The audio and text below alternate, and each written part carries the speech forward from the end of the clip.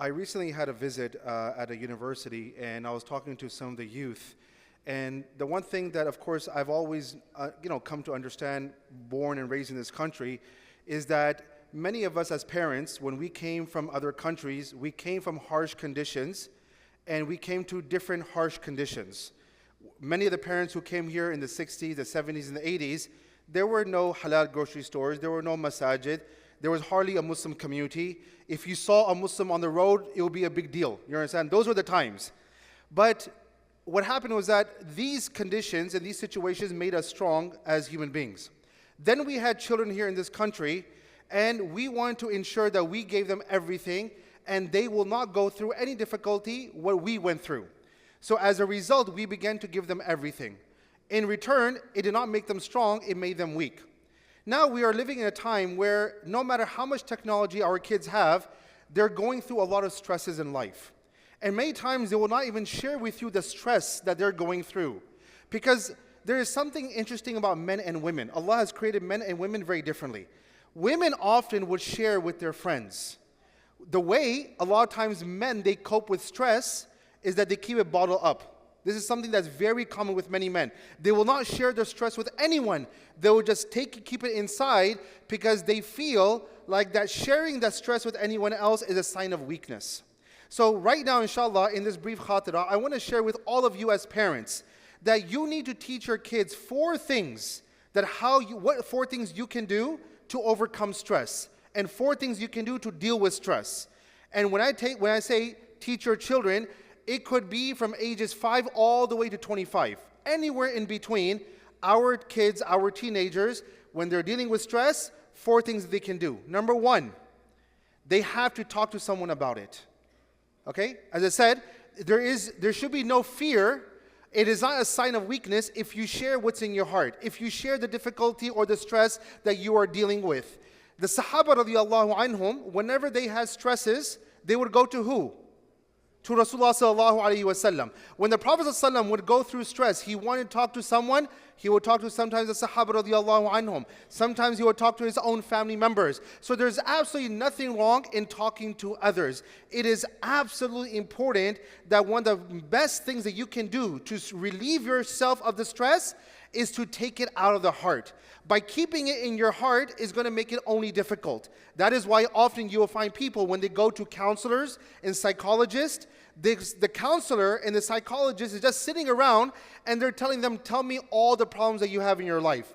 And they just start pouring out all their problems. And wallahi, it's a very big stress reliever. So that is why talking to someone, communicating with someone who knows how to deal with a problem. You don't talk to any person, any friend of yours. Talk to the people who know how to deal with the problem. Otherwise, what will happen is that when you are stressing about something, your body naturally goes into a defense mechanism. It goes into a resistance mode. It goes into a fighting mode. And when it starts to fight off the stress, it has to exert more energy. That is why people who are going through stress, their heart rate is usually more higher. Why? Because the body is exerting double the energy to fight off the stress. Why do they have heart palpitations? Why is their stress level so high? And it has an effect on their psychological well-being, their mental state, because the body is going into a resistance mode. But when you share with others, you talk to others, it's a great stress reliever. That's number one. Number two is always teach your kids and your teenagers to be around people who have a positive demeanor. There are people that whenever you sit down with them, the only thing they talk about is negativity. Oh my God, what's going to happen? Are we going to have to move from here? The Islamophobia. And they're just talking about things that are considered as negativity all the time.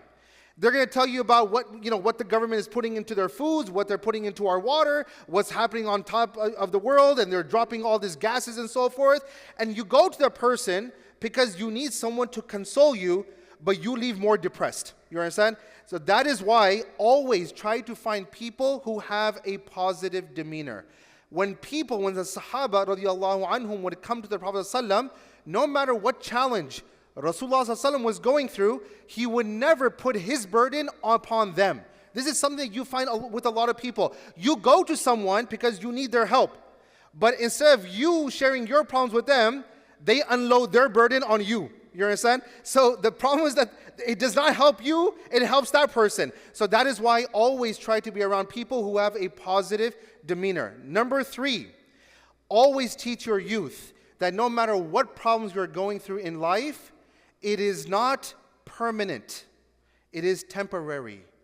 Every single challenge that comes from Allah Azza wa Jal is temporary. It's not going to be there forever. Today it's with you, tomorrow it will be somewhere else. And the only reason this is happening is because Allah subhanahu wa ta'ala, He wants to test our faith and He wants to test our iman.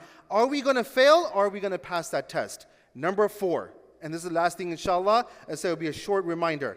The last thing is always teach your kids and your teenagers, whenever they're stressing about life, see, stress is a reaction to something that has happened or something about the future. When there's uncertainty about the future, a person begins to stress.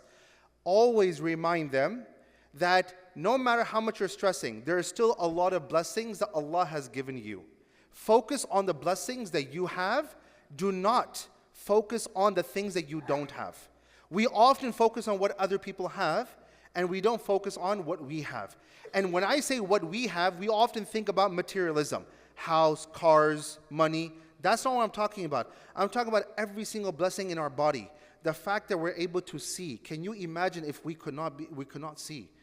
We are able to hear. Imagine if we could not hear. We're able to taste. Imagine if Allah took this away from us. There's so many blessings within our body that Allah has given us that sometimes we forget about those blessings and we focus on the things that we don't have. So these are 4 things. What is the first one? You need to teach your children? Talk to your children. Tell your children, talk to someone about it. Do not keep it bottled in their heart. Number 2, positive company. Be around positive people. Number 3, problems are temporary. They're not permanent. They're not permanent. Okay? I'm going to die. Okay, no, you're not going to die. Everything will be fine, inshallah. You understand? And number 4 is always focus on the blessings that you have, not focus on the things that you don't have. May Allah subhanahu wa ta'ala protect our generations, upcoming generations. Wa jazakumullah khair. Assalamu alaikum wa rahmatullahi wa barakatuh. إن الله وملائكته يصلون على